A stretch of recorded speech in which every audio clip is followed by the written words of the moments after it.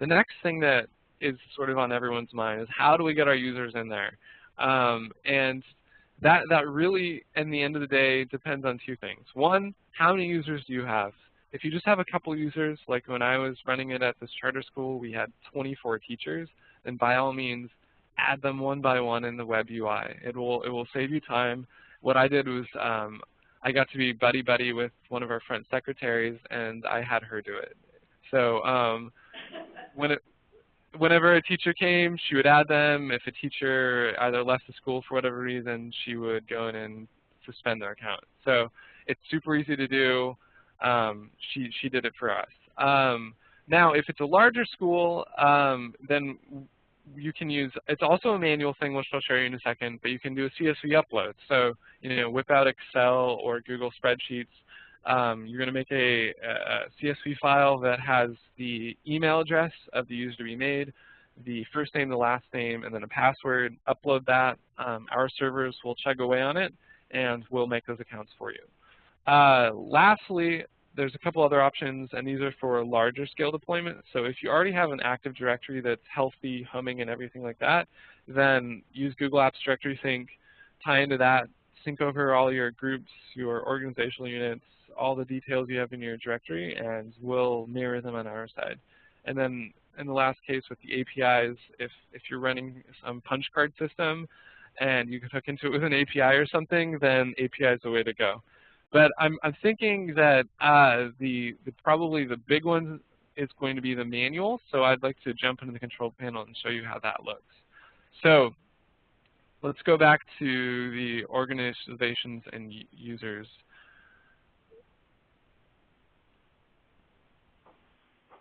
If you find that it keeps logging you out like this, it might be because you're concurrently signed in with another Google account. I know on this specific instance, I'm logged in with another Pilot account. So I don't know if you notice it keeps logging me out. The best thing that I should do is clear the cache and cookies and start over again, and it'll stop logging me out. But for the interest of time, I'll just keep logging back in. So back to organizations and users. So here we are. We have a couple of options. One is create a new user. So when I was working at the school, this is what I had the secretary do. So she would create a user.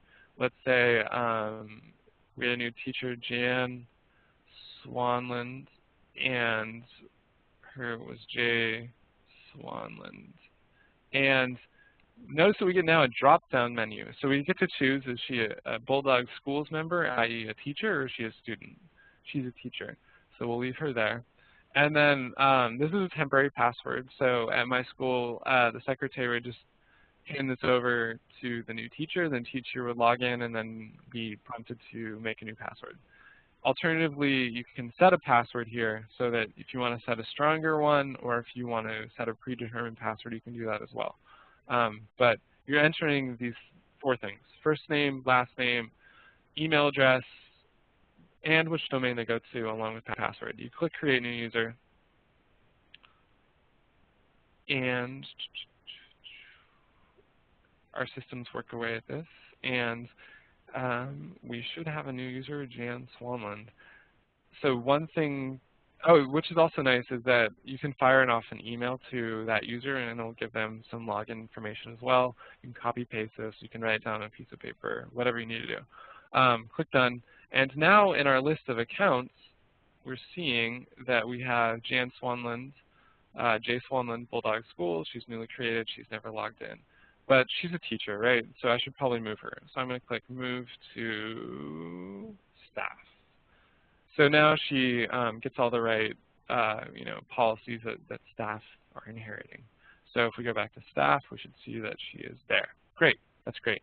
So if you're just getting a few new users a day, maybe a new user every 2 weeks, this is the way to do it. Simple, anyone can do it. It's a good way to do it. Alternatively, let's say that you're making a bunch of users all at once. So that's when we go to more. Let me show you one more time how we did that.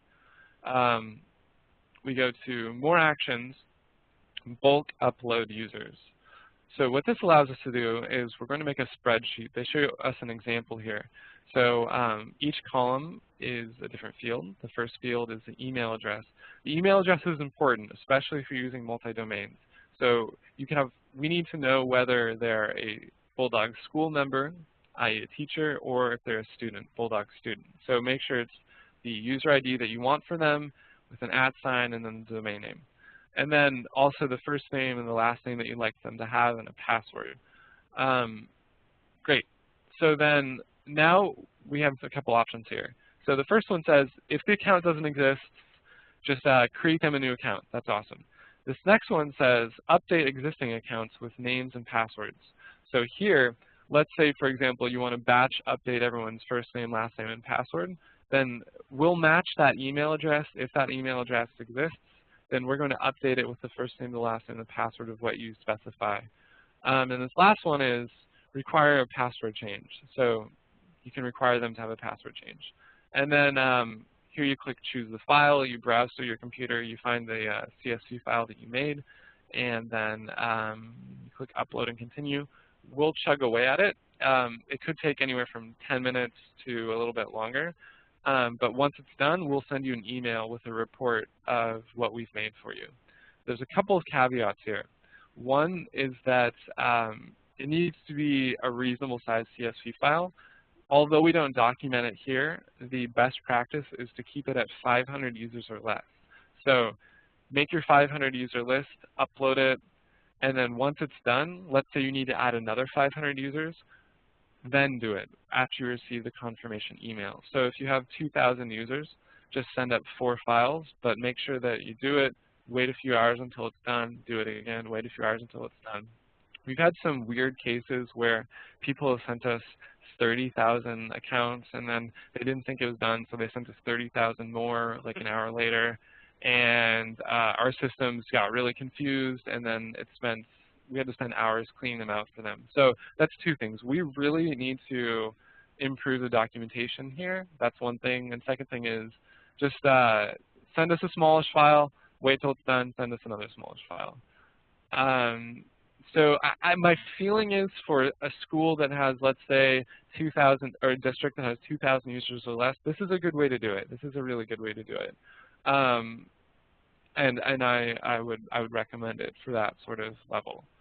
The next one is directory sync, and we can sort of talk about that for a second. So if you have some sort of directory server running on site, and by that I mean something that speaks the LDAP protocol, something like OpenLDAP or Windows Active Directory or something else, then we have a tool that you can download onto a client's computer. It needs to be Linux,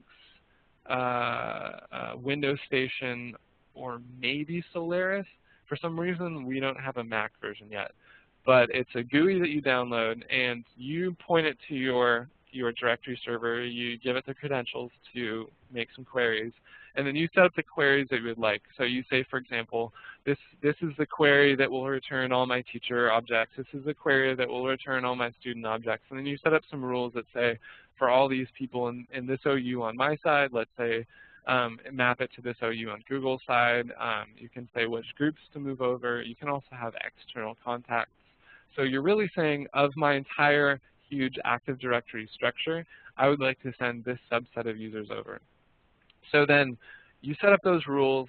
It takes maybe half an hour. I actually did a pilot run of it yesterday. It takes about half an hour to get all the settings set up. It saves it as an XML file. And then we have a command line tool that you can run on a cron job that you could run it nightly, weekly, what have you, and it will sync over any changes over to Google. And then the important thing to note here is that it's a one-way sync.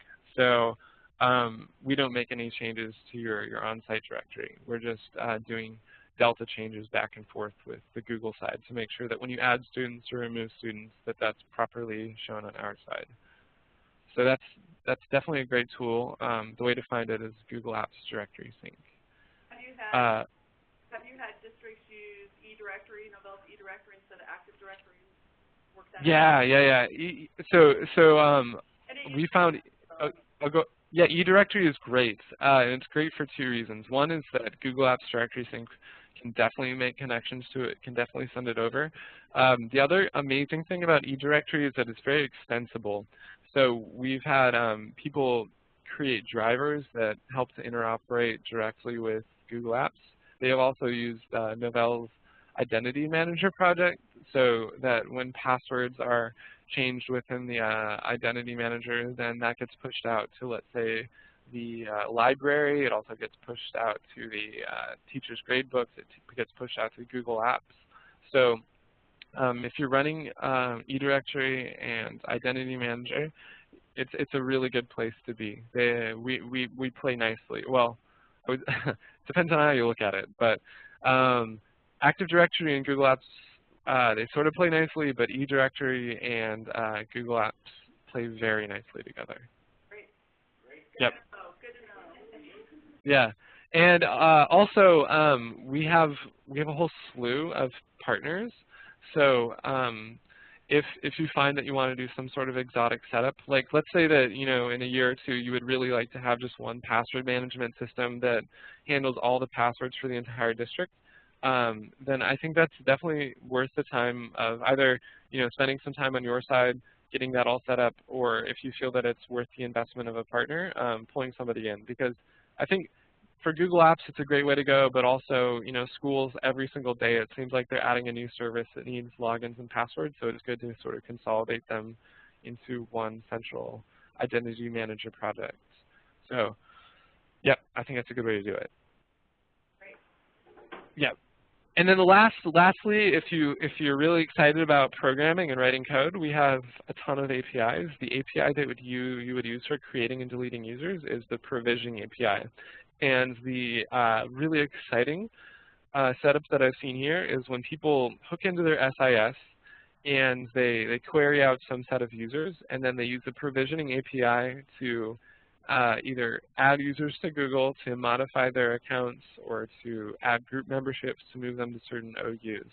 So it's a really automated way to skip, eDirectory, skip Active Directory entirely, and just get it straight to Google. So I think one school that I worked with, they had it set up such that when the counselor enrolled a new student, by the time that student walked to her 4th grade class, she already had an account. It was already up and running with a password, which is great because it's great for the IT team because it lowers the burden there. It's not like the counselor has to submit a ticket to add the user.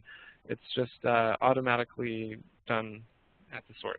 So I think that's an exciting way to do it. So I think just to recap on the theme so far, the thing that gets me excited about Google Apps is that it's extensible and it also interoperates well with a lot of various systems. So the sky's the limit. So if at the very least, if you would like to just add users one by one, point your IMAX records to Google, it'll work great. That's exactly what I did at the school where I worked. But if you're either a larger district or technically inclined, you can soup it up as much as you'd like to make it work however you'd like it to work. So it's an exciting product. It definitely is. So I think this is the last part I want to mention on provisioning and creating users. Are there any questions that I could field in this area?